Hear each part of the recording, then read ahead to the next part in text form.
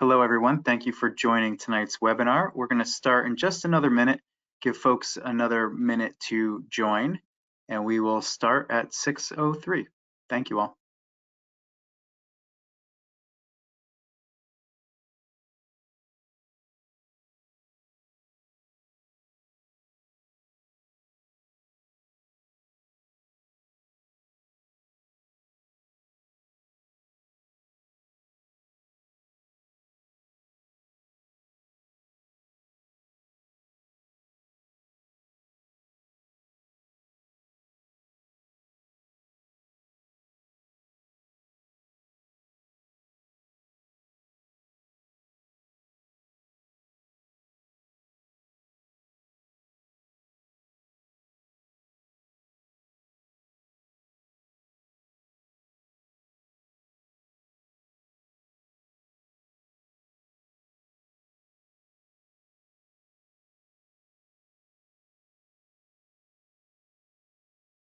All right, Rudy, it looks like we might have hit a critical mass here with sign-on. So what do you say we get started?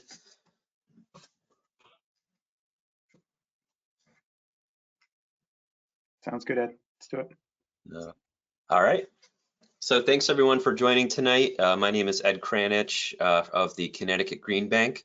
I'm joined here by Rudy Stirk, our Director of Marketing, and I believe Bob Wall of Smart Power is on the line as well. So thanks everyone for joining. And Bob, if you can hear me okay, I will at some point I'll unlock you so you can come off mute if you like, or actually Rudy, if you don't mind. In case there's anything you want to interject with. I know a lot of these folks came through Smart Power, so we appreciate it of us, Smart Power, spreading the word. So just a couple notes before we get started. So tonight's session will be recorded. We will send out a copy of the recording a little bit later, and we will have it posted on the energystorageCT.com website. And we will be in touch with slides as well, so you can get a copy of all the information that you hear tonight. So it looks like we got a couple more folks signing on. So again, thanks to everyone for joining tonight, and we'll get started. So just to start here, my name is Ed Kranich. I'm a Senior Manager of Incentive Programs with the Connecticut Green Bank. I've been working with the Green Bank for close to 13 years now, almost 14 years now. I've worked on residential solar for most of my career at the Green Bank, and in the last couple of years began working in energy storage, so working with batteries for residential and commercial customers. So I'm here to talk to you tonight about solar plus battery storage for your home, how it can make sense for you. So just a couple of housekeeping items. So as I said, we will have the session recorded tonight and we will post it online. If you have questions throughout the presentation, please feel free to put them into the chat or the questions box here on the GoTo platform, including anything urgent. If you drop connection, if you can't hear me or can't see the slides, please let us know as soon as possible. Rudy, keep an eye for those in case we have any connection issues. We'll get to questions towards the end, but feel free to put them in as you think of them. So our agenda for tonight, we're going to start with a little batteries 101, just what are they, and kind of level set on what we're talking about here. We'll get into why does Connecticut need energy storage. Then we'll talk about energy storage solutions, so the incentive program here for the state of Connecticut. And then finally, we'll get to questions. So with that, before we begin, I want to talk about what are home batteries and what are we talking about here tonight. So a lot of people who have been in the solar industry or who maybe have had solar, kind of been around it for a long time, when you think about battery storage for your home, you might think about off-grid batteries, which are basically a bunch of car batteries or boat batteries, all connected in your home. They're not like that anymore. They're a lot more efficient. They're a lot smaller, and they kind of look like refrigerators now. So I I like to put this this image up to give people an idea of kind of what you're looking at in terms of space for your home. So I tried to make this as close to scale as possible. And what you're looking at are 3 options here, one from Enphase, one from Franklin, and one from Generac. They're all kind of the most popular options for folks in Connecticut right now. And it's relatively to scale size, you know, for what you're looking at to put in your home, in your basement, in your garage. And all batteries here have, you know, anywhere from 12 to 18 hours of autonomy in terms of capacity in there. So just a little bit of info there. There's also some additional electrical equipment that's not shown, like shutoffs and inverters and things like that, but they don't take up too much additional room. So why batteries? Why does Connecticut need batteries? Why do the utilities want people to install batteries? So they serve 2 purposes to meet the state's goals. Connecticut has pretty aggressive goals for the next, I think 8 years. The next 8 years to achieve what we call an equitable modern grid. So first and foremost, they provide backup power to homes and businesses in the event of an outage. That's probably why most residents want to get a battery for their home. But the other really cool thing that batteries do that generators can't do is they can provide clean power to the grid during sunny days when there might be a lot of demand on the grid. So they can help smooth out these peaky demands, which can bring down the cost of energy for everyone. So, you know, I like to think of it as homeowners get a battery because they want it and they need it for their own purposes for backup. Makes them feel more comfortable to have backup power, and it pairs really well with solar. But the utilities want to incentivize you to do that by giving incentives for folks to install batteries, because they can use that power during the really hot summer days, or in the future, the really cold winter days when people have all their heat pumps running. And they can use that power to smooth out demand on the grid and make it cleaner and cheaper for everyone who uses the grid, not just the people who have batteries. So a question that I used to get a lot when I worked in solar was what happens during a power outage. And a lot of people don't know this, but even if your solar panels are working, even if the sun is shining, solar panels turn off during a power outage. The main reason is because the panels aren't made, or the electrical equipment doesn't disconnect from the grid. Or if it doesn't disconnect from the grid, then it can potentially send power from your solar panels off onto power lines, which can be dangerous for people who are working on power lines, expecting that they're not energized. The other reason is, you know, for that safety reason, most or all solar panel inverters will not turn on unless they receive a signal that the grid is energized. So if it's disconnected, the inverter will shut down for safety, and you unfortunately won't be able to use your solar panels during an outage. The nice thing about batteries is that you can totally isolate, it's called islanding, your solar panel system from the grid during an outage. And you can use the solar panels to charge the battery, and you can run your home off the batteries. So that can work depending on how you size and design your system. You could function off grid for, you know, days and days on end, depending on your budget and depending on you know, the space on your roof. You can design that for 1 day of autonomy or several days of autonomy.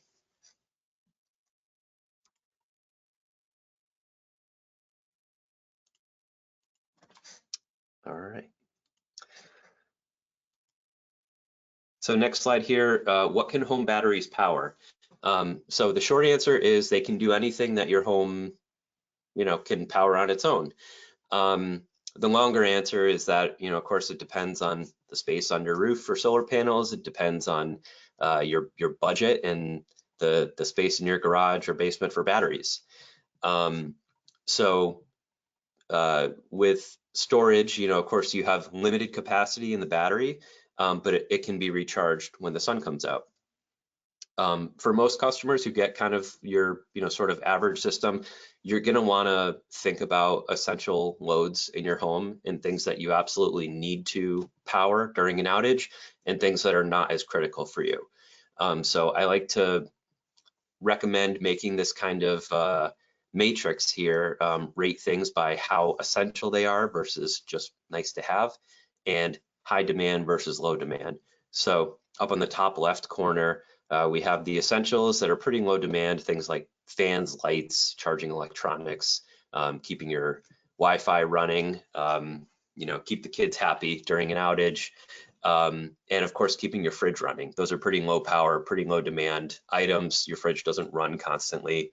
And then over to the right, we have things that you probably don't want to use during an outage, like if you have an electric dryer or a ton of space heaters. So depends on how your home is set up. But of course, in the winter, you want to be able to plug in a few electric heaters. You want to be able to use your oven if you need to. So these are things that you're going to want to talk to your installer about when you're designing a system that works for you. So most batteries these days, they have a power rating and they have a surge power rating. So if you combine all of the power ratings of the essential appliances in your home, you can kind of get an idea of what's the right size battery for you. So some batteries now are powerful enough that they can turn on really big power using equipment like HVAC blowers and things like that. So the technology is always getting better.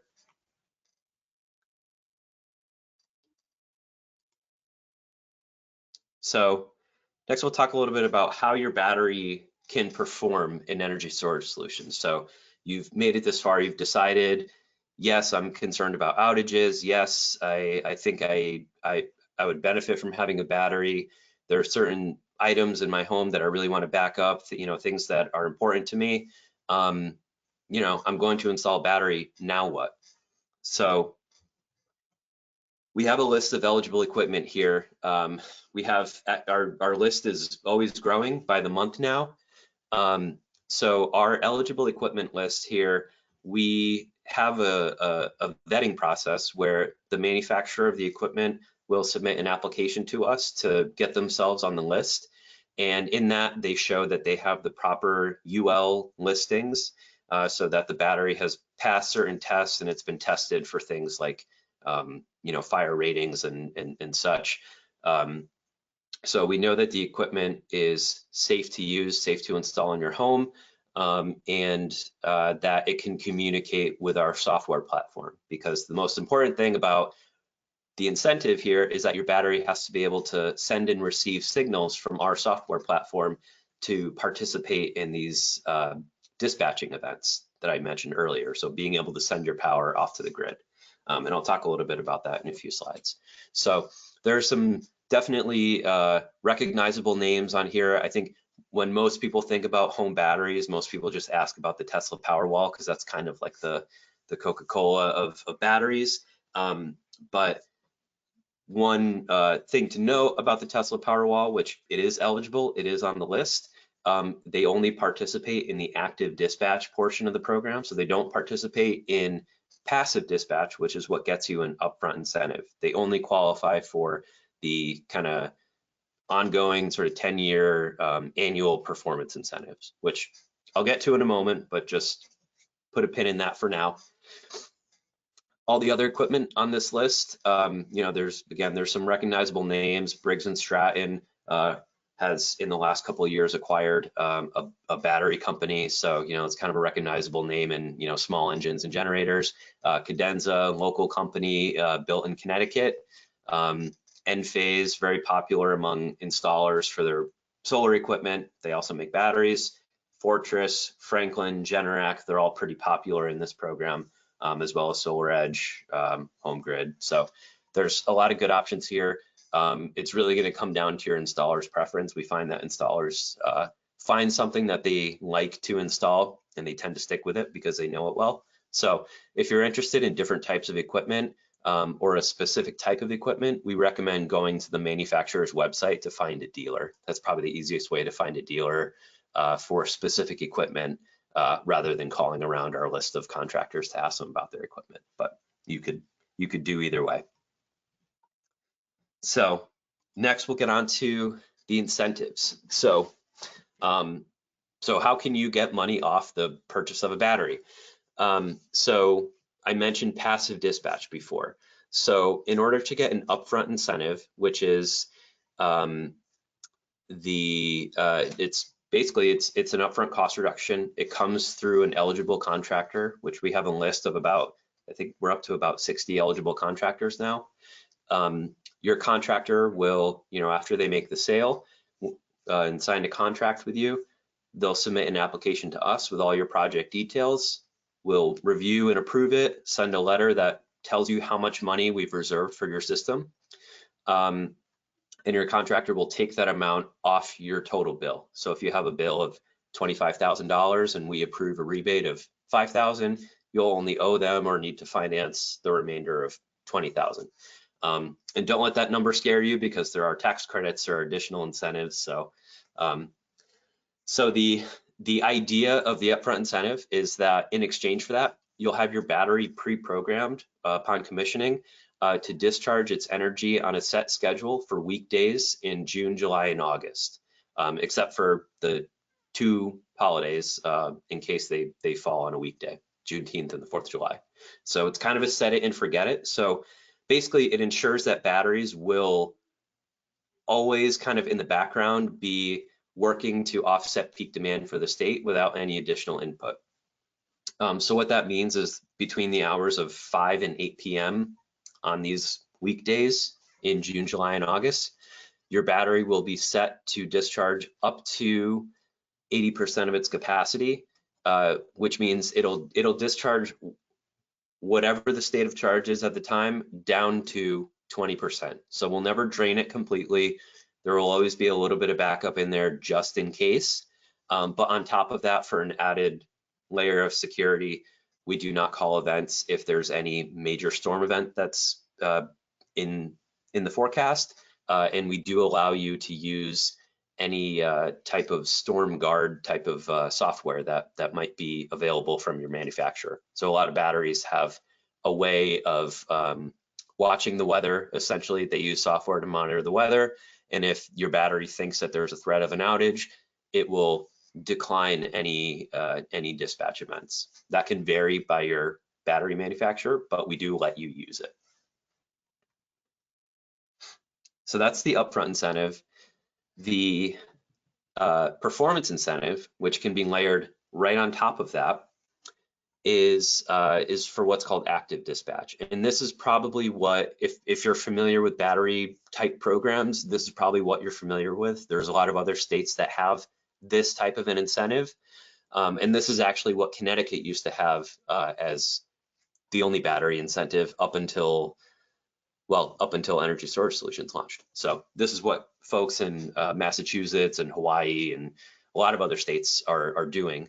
And it's basically, you get paid based on the performance of your battery. So in addition to passive dispatch, there might be times in June, July, August, or September where we identify a time of day where it's forecasted that a grid peak will happen. That may or may not coincide with the passive programming, but basically, if we think we have a better idea of when that peak will be, we will send a signal to your battery to discharge during that window. And if your battery performs, it can perform as much or as little as you like. After we do that enough times throughout the season, we'll average out your performance for all those events, and then you will receive a check from Eversource or UI, your utility company, at the end of the season. So these events are optional. You can opt out using your batteries app, but we find that they can add up to a couple $100 to over $1,000 for a lot of customers if their battery performs well each year. So those events will happen on top of any passive events. So I understand it is a little bit confusing, but it does add up to be pretty beneficial. So, and I have a few financial examples a couple slides up from now. So I mentioned this before, what about outages? So here are just a couple of the examples of the software that you can get on your battery. With Enphase is called Storm Guard, Storm Hedge from Franklin, Outage Guard from Generac, and I think Tesla's is called Storm Watch maybe. So they all have a name like that. We find that software is going to be a lot more generous in preserving your battery capacity than the utilities, because the way that the utilities would cancel events is based on if there's something like in this photo that's threatened to happen, and that's something that triggers the utilities like kind of emergency preparedness event. So nonetheless, anytime the weather says there's going to be a major storm happening with the potential for outages, really any type of storm that triggers the text that you might get from Eversource or UI saying, we're monitoring outages, make sure to be safe. Those are the times that we will cancel events. So you can use your Storm Guard software to be a little bit more conservative for you. In addition to that, we don't have any dispatch in the months of April, May, or October. And during the winter season, which is between November and March, we only call 2 or 3 events. So really 99% of when your battery is going to be dispatched in this program will occur between June and September.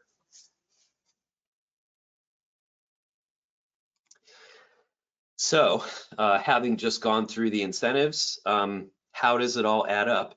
And yes, prices are coming down, especially relative to the size of batteries. So even in just a couple of years, we've seen average batteries increase in size while the cost has actually come down. So not too long ago, maybe 2 years ago, the average size battery was, probably 3/4 of this, and the cost was maybe $3,000 or $4,000 more. So, slowly but surely things are coming down. So in the upfront incentives, we have 3 different categories for customers, and any one of those categories can get what's called a grid edge adder. So if you thought it was confusing before with the upfront incentive and performance incentives, bear with me, it's about to get a little bit more confusing, but we do have calculators. We have ways to, find out who you are, what you qualify for, what can I actually expect. And that's why we always recommend calling around, getting a few quotes from contractors, tell them about yourself so that they can know what type of incentive you can qualify for. So this is an example for a standard rate customer. So not qualifying for any adders for say underserved community, low income, grid edge, anything like that. So kind of baseline here, 10 kilowatt battery, 23 kilowatt hour battery capacity, cost before incentives, it is close to $30,000, and that's not including solar panels. So, if you add in a typical size solar system for this, that would be paired with this system, you're looking at about $60,000 in terms of total upfront cost, which can be a little bit eye-popping, but if you bear with me through these incentives, it'll make some sense. So we're just talking about the battery here and just the cost of the battery. So you can factor in the upfront rebate, which for this size battery would be anywhere from $5,850 to $8,775. And that $8,775 would be including a 50% grid edge adder. And a grid edge is a customer that loses power more frequently or for longer durations on average than your typical customer in Eversource or UI territory. We have a map to find if you are a grid edge customer. I think most customers, if you feel like you lose power a lot, you're probably a grid edge customer. So factor in the upfront rebate, factor in the 30% federal tax credit, which does apply to batteries. In the past, it was a little bit ambiguous. It is now as clear as can be. Batteries qualify for the 30% federal tax credit. On top of that, if you estimate, you know, a moderate to decent performance of a battery in 10 years of performance incentives, it's about $8,000 for this size battery. There's a lot of factors, of course, that can come into that. You know, if you decline a lot of events, if your battery is not always charged, but you know, I think a pretty conservative estimate of 10 years of incentives, you know, for this size battery is probably about $8,000. So the net cost of backup power, you know, after all is said and done, for this type of customer base, kind of standard rate customer, is anywhere from $6,700 to $8,700.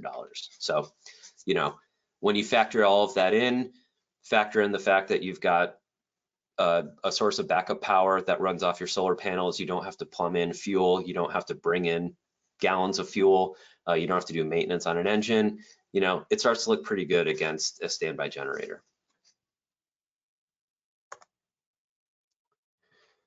And I just want to do a quick time check and just see some of the questions. Okay. All right, nothing pressing. We'll get to questions towards the end. So here I have another example for what's called an underserved rate customer.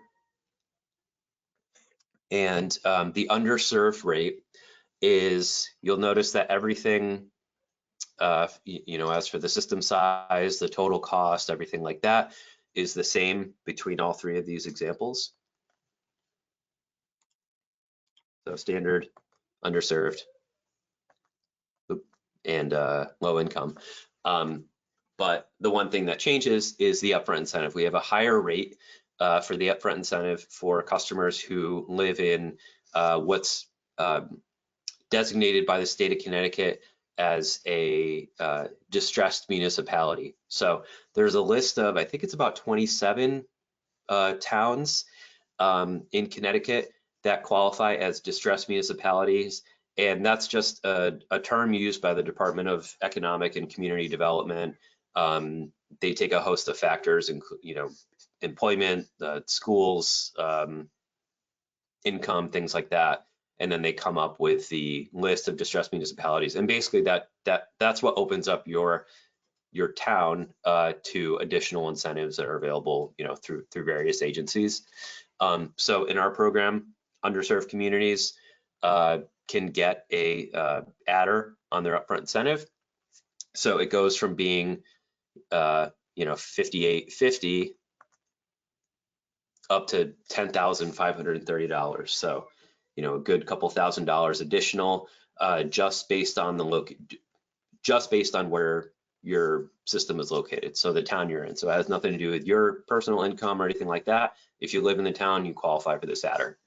And then on top of that, you can still get that grid edge adder, which is a 50% adder, which I had noted here.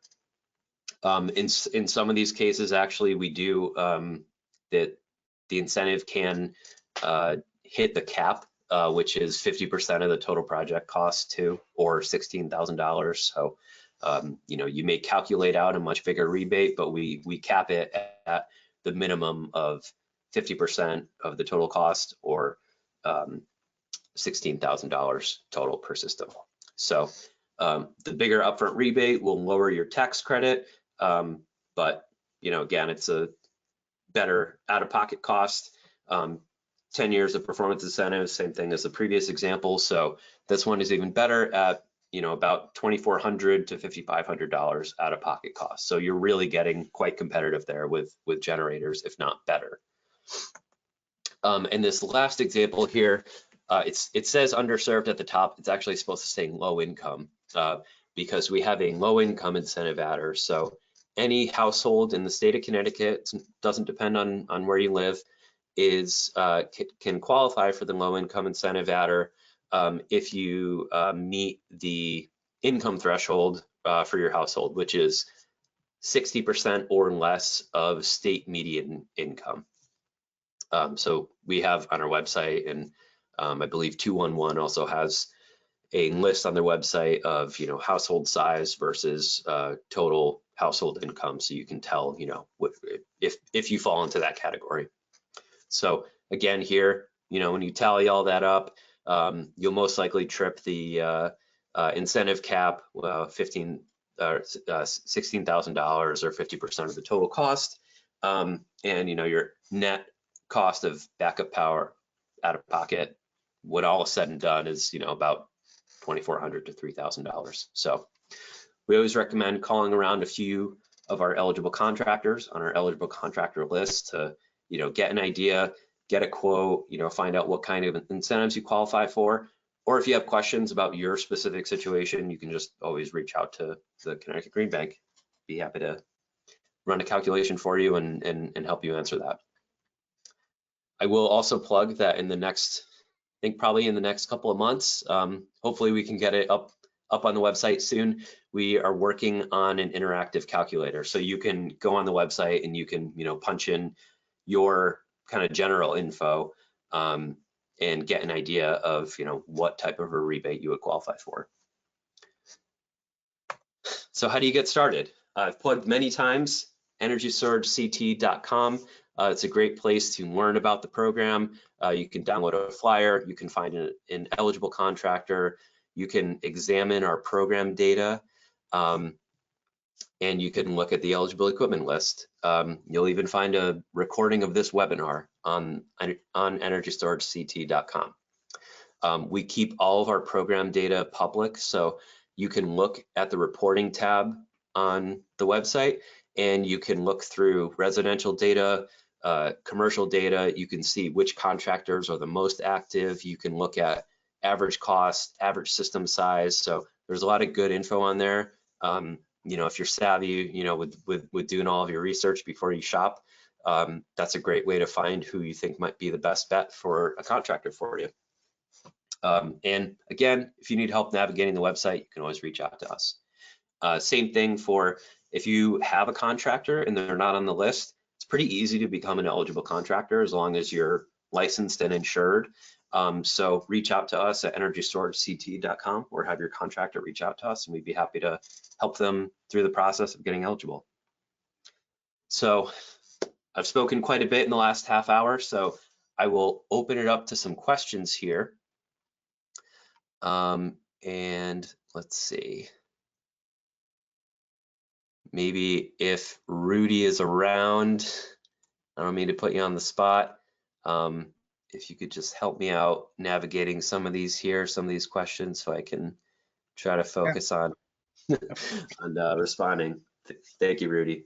Yeah, so there was a question here about the federal tax credit, if it's guaranteed to remain. And what I'll say, even before Ed says anything, is that we are not tax advisors or tax professionals, and that you should definitely consult with tax advisors or professionals. And I'll say that nothing is guaranteed. So I would say on the federal tax credit, it's not guaranteed to remain, but it exists today. Yep, and it's in place until, I believe, until 2030 right now, the way that it was updated in 2021, I think.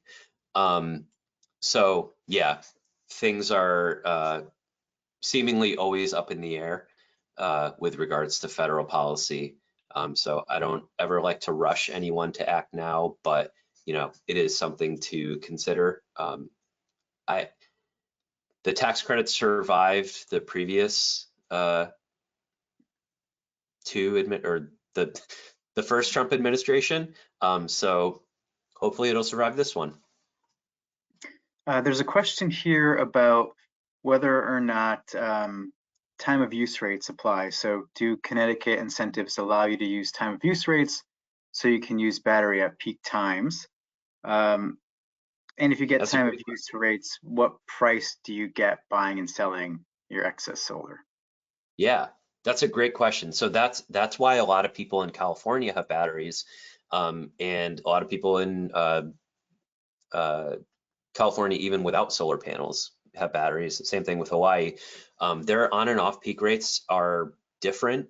In Connecticut, they're not really, I mean, I haven't done the math in about 2 years on this, but at the time when I did this, it does not pencil to buy a battery for a residential customer to do rate arbitrage to try to buy off peak and use and sell on peak.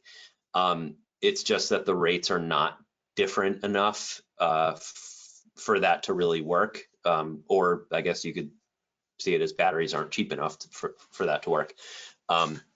So, as a, kind of money saver, the way that, you can go solar to save money on your electric bill, batteries don't really offer that. So really the only benefit for a residential customer is to do it with, is backup. But on the commercial side, it's absolutely beneficial for commercial customers because you can avoid these peak demand charges, which, for a lot of industrial customers is like a huge savings for them. So unfortunately on resi, no, commercial, yes. Perfect. Question about the lifespan of the battery. So the question is, do batteries have to be replaced in 10 years? What's their life expectancy? Yeah, so we require that not only every contractor have a workmanship warranty of 10 years on the equipment, but all the battery equipment has to have a minimum 10-year warranty. What that comes down to in terms of cycles will depend on the chemistry of the battery, but it's not uncommon for a battery to have a warranty of like 8,000 to 10,000 cycles, if not more. And when you look at cycles, think of that as a day basically, because it'll only get cycled once, maybe twice a day. Our program will if you tally up 10 years of participation in this program, it's maybe at the absolute most probably 80 cycles per year, so 800 cycles over a 10-year period. So it's really barely kind of scratching your useful life of the battery. So if the battery, I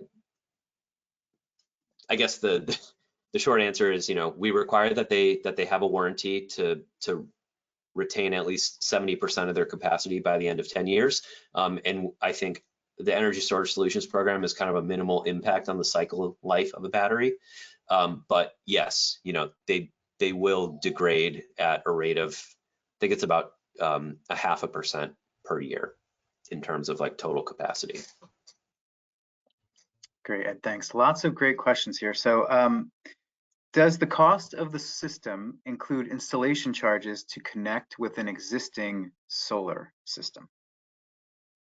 Good question. So in this slide here, where I'm talking about the total cost before incentives, that is the total installed cost, and that doesn't include solar. So if you have an existing solar panel system, you can expect that to probably be your total installed cost.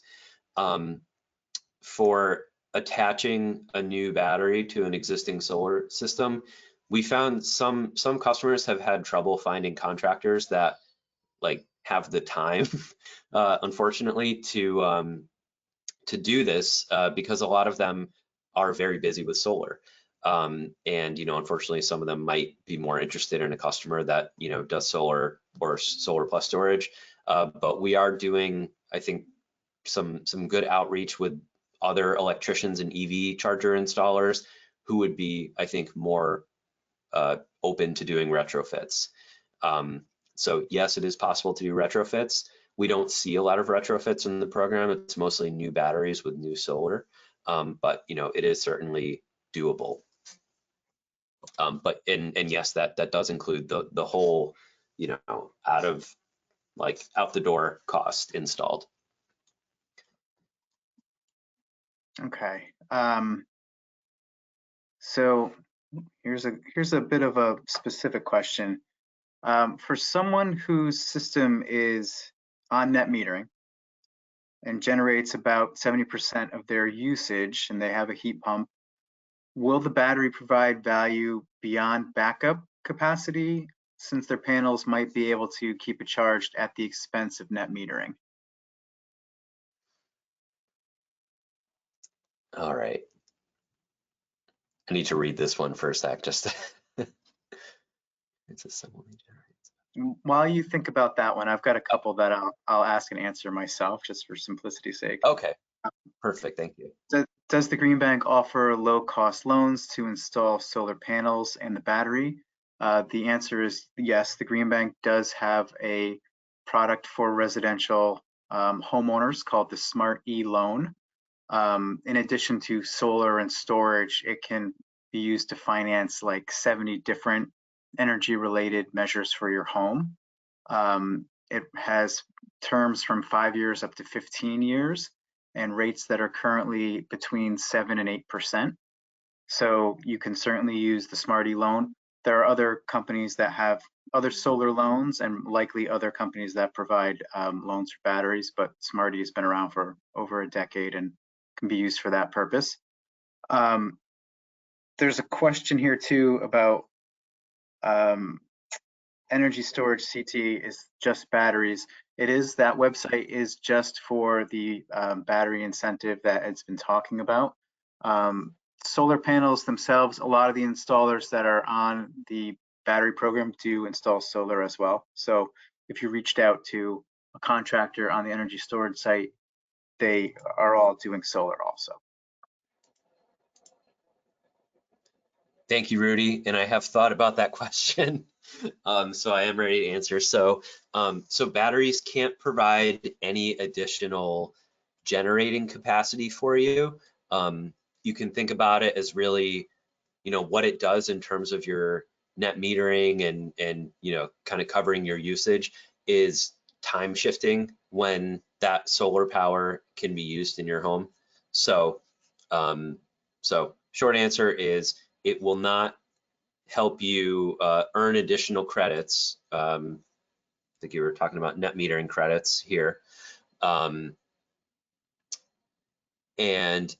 but it also won't hurt your net metering credits. So we like to think of it as, if your battery is discharging to the grid in the middle of the night, if you already have a solar panel system and you already have a net meter, to Eversource or UI, it'll just look like your solar panels are sending out power in the middle of the night. So all it does is just take the energy from your solar panels, and instead of sending it out to the grid immediately or using it in your home immediately, it just puts it in a bucket and then sends it out later. Great.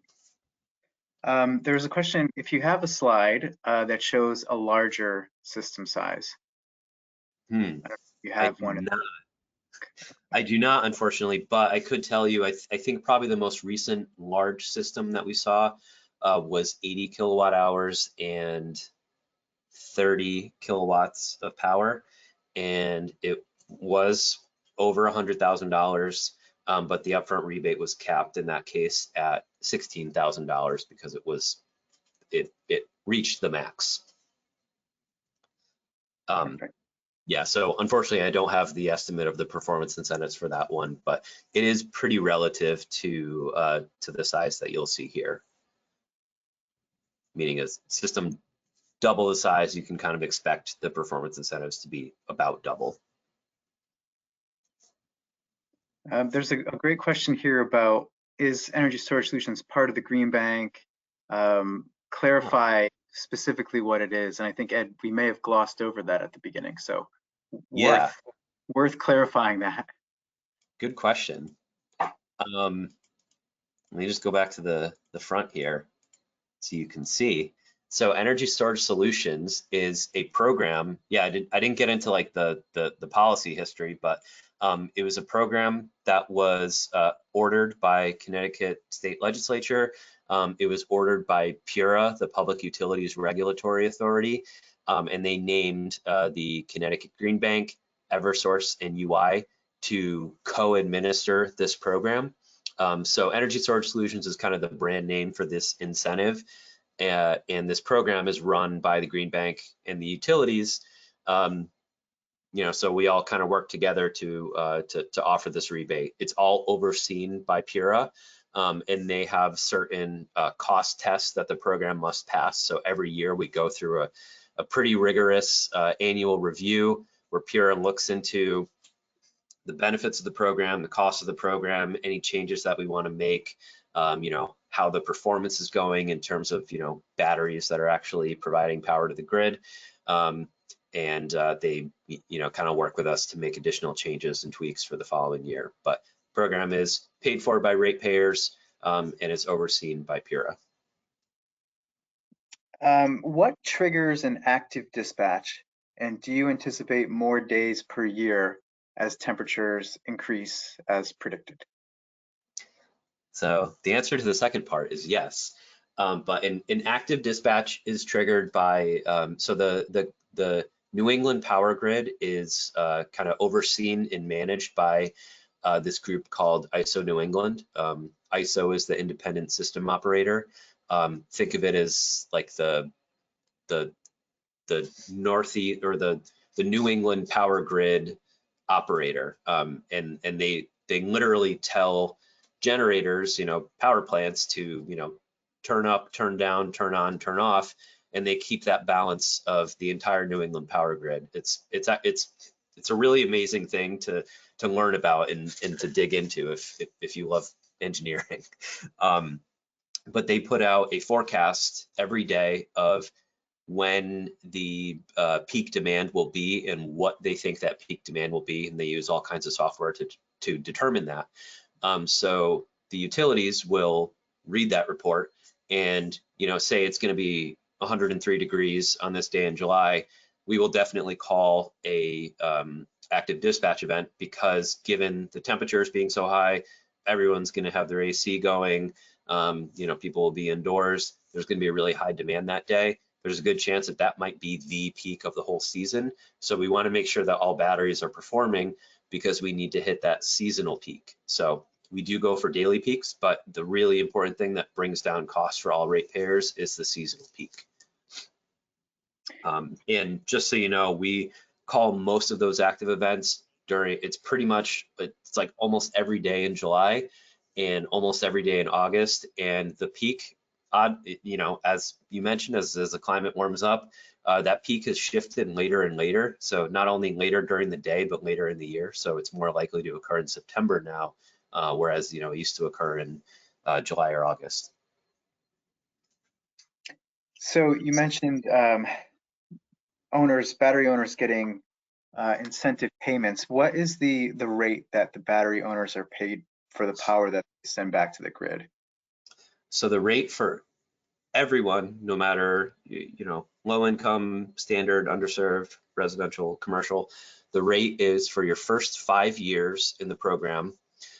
It's paid at $200 per kilowatt. So that's the average power rating across all events for that season. The first 5 summers is $200 per kilowatt. The first 5 winters is $25 per kilowatt. The next 5 summers are $125, and the next 5 winters are $15.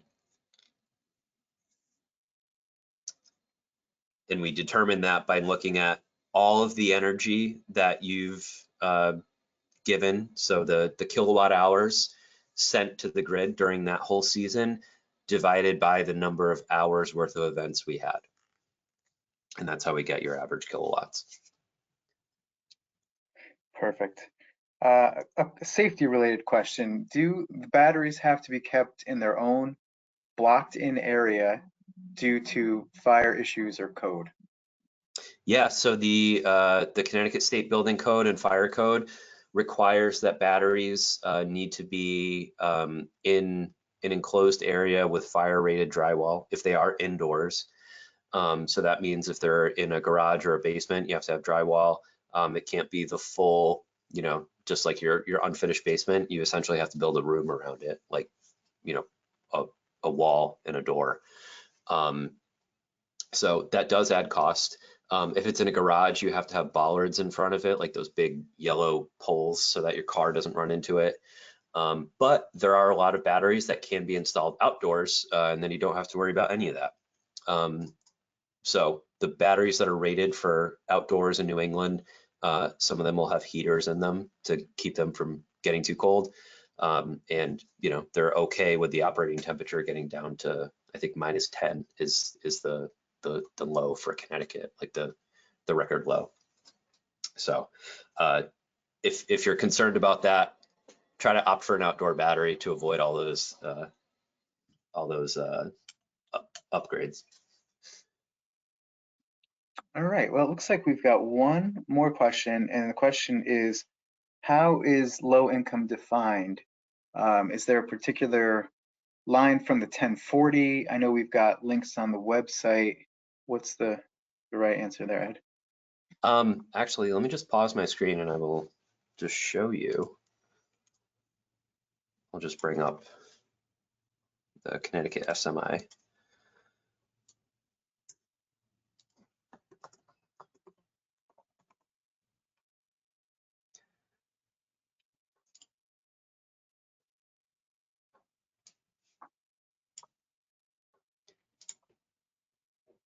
All right, can you see my screen again? Yep. All right, so this is what we use, which is the Connecticut State Median Income.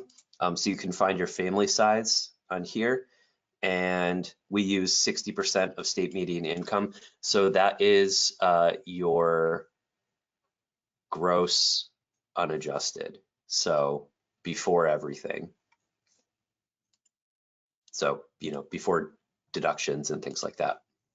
So as for what number on your tax form, that I don't know, but it's your yeah, it's your unadjusted gross income. Perfect. I hope that answers the question. Yeah, I think that's a great answer. And, you know, I'll just say that if there are questions that you have that you think of after this or when we send out the follow-up email, you know, please go to the website, send us a contact through the website or reach out directly. You know, Ed and his team are happy to field questions like this and help you figure out how to navigate the program and how to get the most out of your solar and your storage. And I think, did I see a question here from Bob, or was? Yeah. Oh, no. Yep, I see we got that one.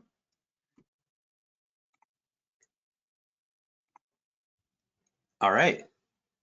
Well, I guess we'll give it a second here in case there's any additional questions, but as Rudy said, we'll have a copy of this recording go out. We'll have the slides share, and the recording will be on the energystoragect.com website. And any questions, we're always happy to help, happy to answer any questions about finding a contractor, equipment, or rebates. So feel free to reach out. And also note that Eversource and UI, you know, as co-administrators of this program, you can talk to them as well about the program. So if you have questions about your bill or, you know, any other reason to call their customer service, you can also talk to them about the program as well. So with that, we'll sign off, and thanks, big thanks to Bob and to Smart Power for getting you all here this evening, and thanks to everyone for showing up in the evening. So we will talk soon, and thanks a lot. Have a good night, everybody.